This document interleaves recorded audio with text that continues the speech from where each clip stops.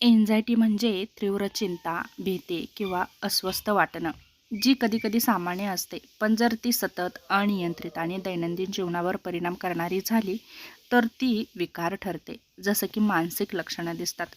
जसं की सतत काळजी वाटणं, कशाबद्दल तरी जास्तच विचार करत बसणं, काहीतरी वाईट होणार आहे अशी भीती वाटणं, मन शांत न राहणं, लक्ष केंद्रित न होणं, लहान गोष्टीवरून जास्त ताण येणं, चिडचिड होणं, पटकन राग येणं. त्याचप्रमाणे काही शारीरिक लक्षणंही दिसतात, जसं की हृदयाचे ठोके वाढतात, घाम येतो, हातपाय थरथरतात, श्वास घ्यायला खूप त्रास होतो, डोकं गरगरल्यासारखं वाटतं, पोटात दुखतं, मळमळ होते, थकवा जाणवते आणि आपल्या वागणुकीमध्ये एकंदरीतच बदल झालेले दिसून येतात.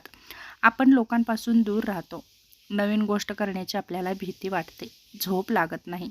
वारंवार जाग येते. कामात रस वाटत नाही. गंभीर लक्षणं म्हणजे अचानक भीतीचा तीव्र झटकाही येऊ शकतो. मी नियंत्रणामध्ये राहिलेलोच नाही अशी भावना होते. मृत्यूची भीती वाटते.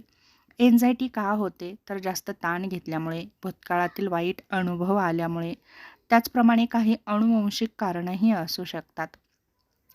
जसं की मेंदूतील केमिकलचं इनबॅलन्स होणं, जास्त कॅफीन घेणं, झोपेची कमतरता. यासाठी काय करावं? तर नियमित व्यायाम करा, ध्यान करा, श्वासाचे व्यायाम करा, पुरेशी झोप घ्या, कॅफीन कमी करा, जेणेकरून तुम्हाला झोप लागेल.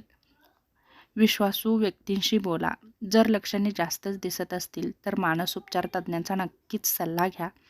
त्याचप्रमाणे काही थेरपीही असतात, त्याही करू शकता. आवश्यकता असेल तर तुम्ही डॉक्टरांच्या सल्ल्याने औषधही घेऊ शकता. कधी-कधी चिंता होणं सामान्य आहे, पण जर ती तुमच्या दैनंदिन जीवनामध्ये अडथळा आणत असेल, तर ती गोष्ट मात्र गंभीर आहे. तेव्हा त्याकडे दुर्लक्ष करून चालणार नाही.